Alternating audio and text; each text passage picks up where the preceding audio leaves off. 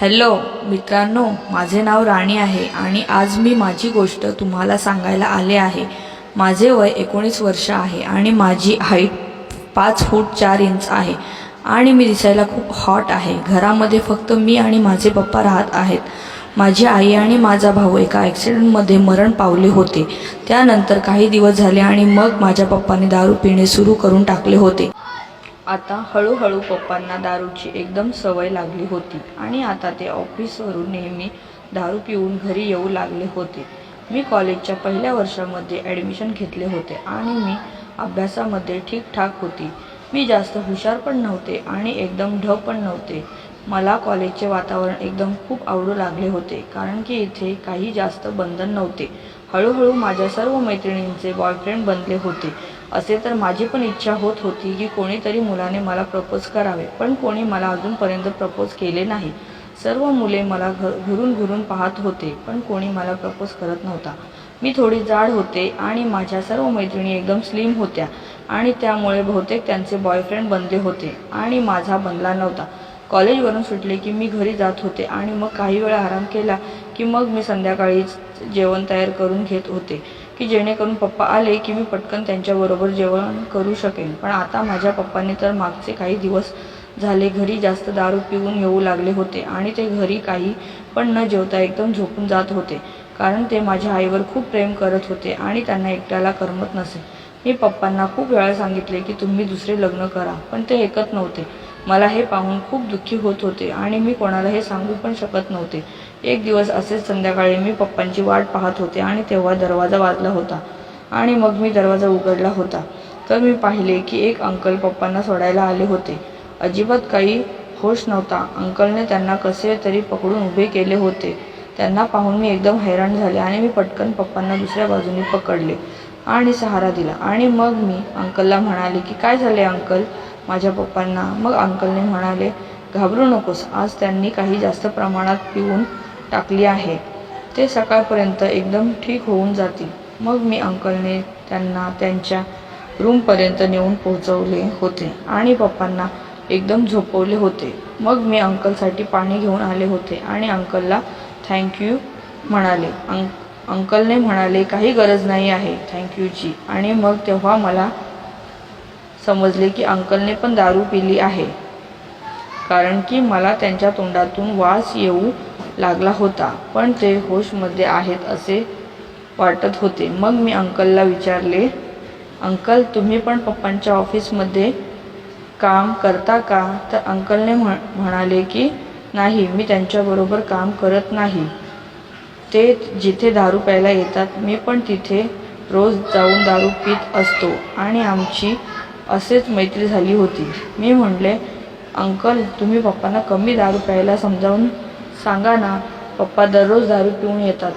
हे बोलत असताना मी थोडी रडू लागले होते आणि माझे डोळे एकदम पाणावले होते। मग तेव्हा अंकल माझ्याजवळ आले होते आणि माझे अश्रू पुसू लागले होते आणि मग मला त्यांनी त्यांच्या बाहूमध्ये पकडले होते आणि मग माझे अश्रू पुसत म्हणाले की बाळा, असे रडू नकोस, सर्व ठीक होऊन जाईल।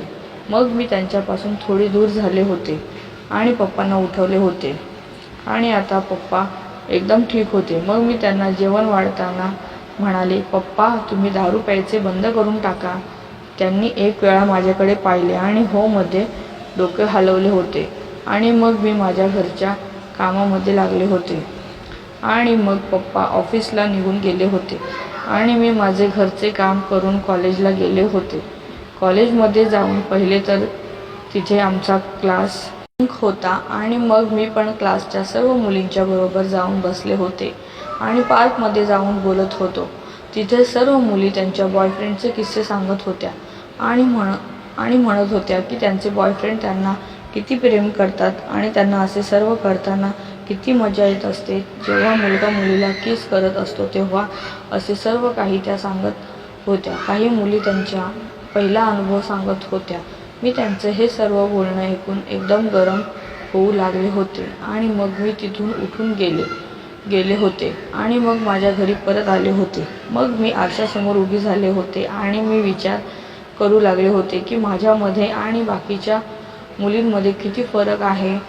त्या सर्व एकदम जीवनाचा आनंद घेत आहे आणि मी इथे बसून बोर होत आहे. मी दिसायला काही वाईट नव्हते, सुंदर होते, पण हो थोडी जाड होते.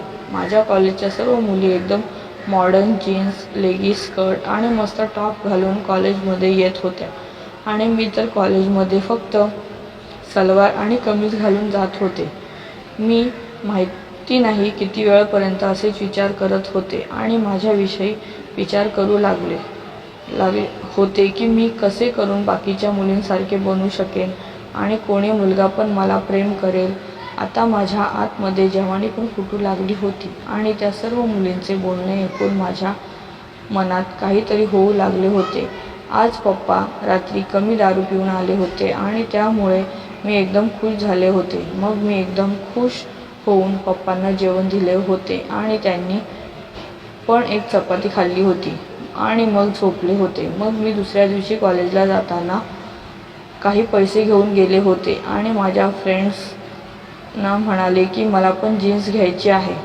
तर लंच टाईममध्ये मी आणि माझ्या 3 मैत्रिणी आम्ही सर्व मार्केटमध्ये गेलो होतो आणि मग माझ्यासाठी एक जीन्स आणि लेगिंग खरेदी केली होती. मग माझ्या एका फ्रेंडने मला म्हणाले की तू घरी घालायला स्कर्ट पण घेऊन घे. मग मी म्हणाले की तर माझ्याबरोबरची एक मैत्रीण म्हणाली की हे जीन्स वगैरे कशासाठी घेतले जात आहे ते आम्हाला चांगले माहीत आहे मॅडम, जेणेकरून तुला पण कोणी मुलगा प्रपोज करेल. मग मी तिचे हे बोलणे ऐकून एकदम लाजून गेले होते आणि म्हणाले की यार नाही, असे काही पण नाही आहे. मग माझ्या मैत्रिणीने म्हणाले की बघ आमच्यासमोर अजिबात लाजू नकोस. सर्वांच्या मनामध्ये असे येत असते की आपल्याला पण कोणीतरी पसंत करावे आणि खूप प्रेम करावे आणि एक तुझ्या घरी काही प्रॉब्लेम नाही आहे जे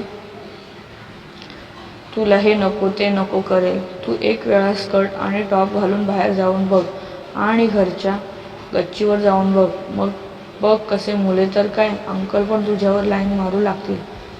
तिचे असे बोलणे ऐकून मी एकदम मनात खुश झाले होते आणि मग मी 2 स्कर्ट पण खरेदी करून घेतले होते आणि काही टॉप पण खरेदी केले होते.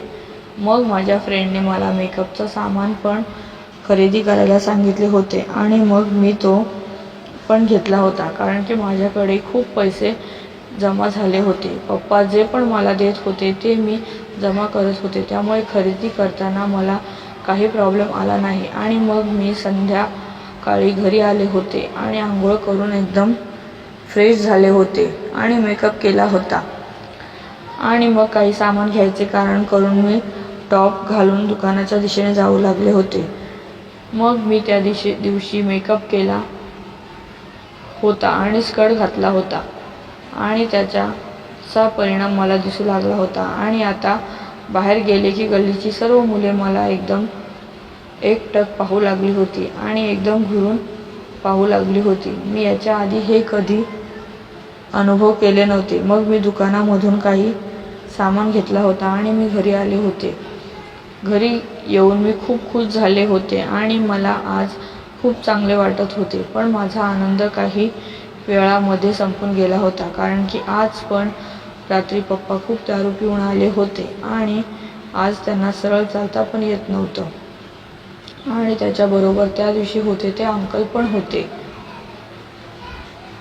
मग मी आणि अंकलने पप्पांना पकडून त्यांच्या रूममध्ये नेऊन झोपवले होते आणि त्यांना पाहून मी परत रडू लागले होते. तेव्हा अंकल माझ्या जवळ आले होते आणि मला म्हणाले की रडू नकोस बेटा. मग मी म्हणाले की अंकल मग मी काय करू, पप्पांच्या शिवाय या जगामध्ये माझे कोणी पण नाही आहे. त्यांना जर काही झाले तर मी कुठे जाणार. अंकलने म्हणाले असे काही वाईट विचार करू नकोस बेटा. मी म्हणाले मी काय करू अंकल, पप्पा तर काही पण ऐकत नाहीत. जर त्यांना इतकी प्यायची आहे तर त्यांनी घरी बसून प्यावी. बाहेर गेले आणि त्यांना काही झाले तर मी एकटी त्यांना कुठे जाऊन शोधू. आणि मग मी एकदम रडू लागले होते. मग अंकलने मला त्यांच्याकडे चिकटवले होते आणि मला गप्प करू लागले होते आणि मग मला म्हणाले की असे करू, उद्यापासून इथेच दारू पीत जाईल आणि झोपून जाईल. सर्व एकदम रडू लागले होते. मग अंकलने मला त्यांच्या कडे चिटकवले होते आणि मला गप्प करू लागले होते. आणि मग मला म्हणाले की असे करू उद्यापासून इथेच दारू पीत जाईल आणि झोपून जाईल. सर्व ठीक होईल बेटा, तू रडू नकोस. मग मी असेच अंकलला एकदम चिटकून रडू लागले होते.